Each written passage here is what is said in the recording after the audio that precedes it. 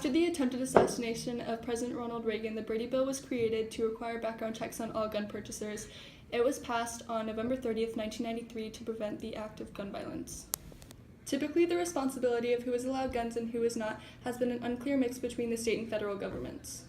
Prohibitions apply to any person who has been 1. Convicted in any court of a crime punishable by imprisonment for a term exceeding 1 year, 2. Is a fugitive from justice, 3. Is an unlawful user of or addicted to any controlled substance, 4.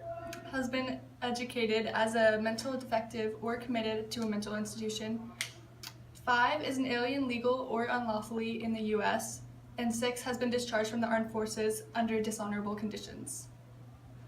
States that have refused to follow the new gun laws, such as Kansas, have received lawsuits from the federal government. The Brady Bill imposed on states' rights and was not an appropriate action taken by the federal government.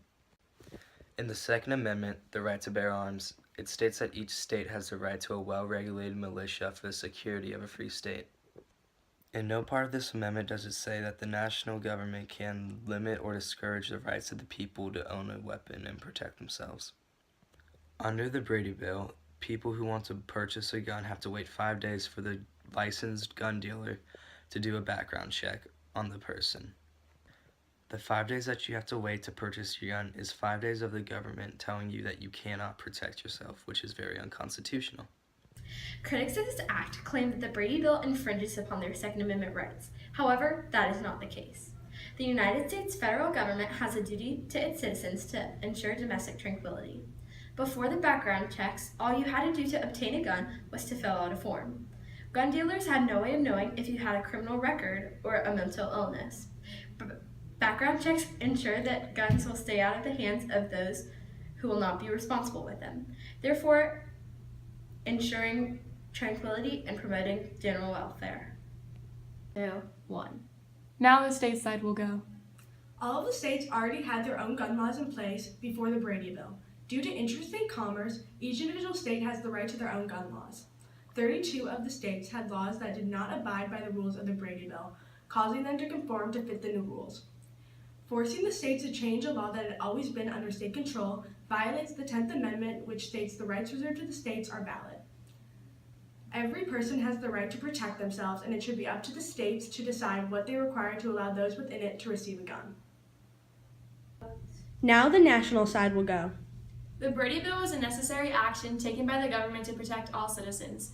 The government has a duty to society and the people to keep firearms away from those individuals that should never be in possession of firearms. So by mandatory background checks, we can limit criminals from acting with guns. It's the government's duty to protect the citizens, and the Brady Bill protects the citizens from the criminals that could possibly act badly with guns. So by making the states obey the Brady Bill law, people in the states can help be protected from those who are untrusted with a gun or people that could possibly create danger by having a gun. Point 2. Guns can be emotional purchases.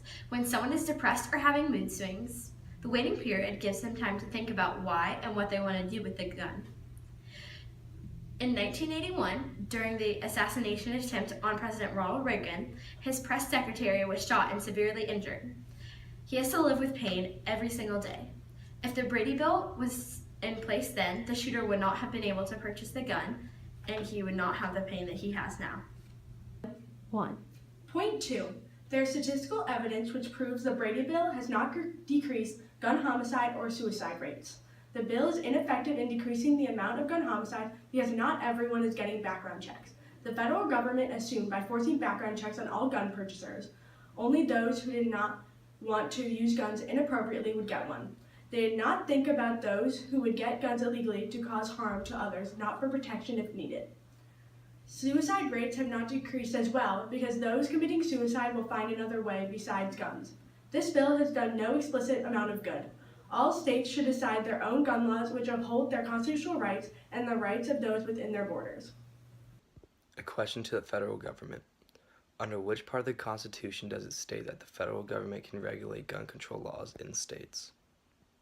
The Supremacy Clause clearly states that the federal government has the power over states and that the federal laws are the supreme law of land. So the government does have the right and the power to pass the Brady Bill for the states to obey because it's the government's job to ensure domestic tranquility and establish a more perfect union and they can do this by making stricter gun laws for the protection of citizens. National side question. Why would it be better for states to maintain their own gun control laws opposed to having a uniform gun policy? Now the state side will ask their question. Under what part of the Constitution does the national government have the right to limit their citizens' ability to protect themselves when necessary? Now the state side will ask their question.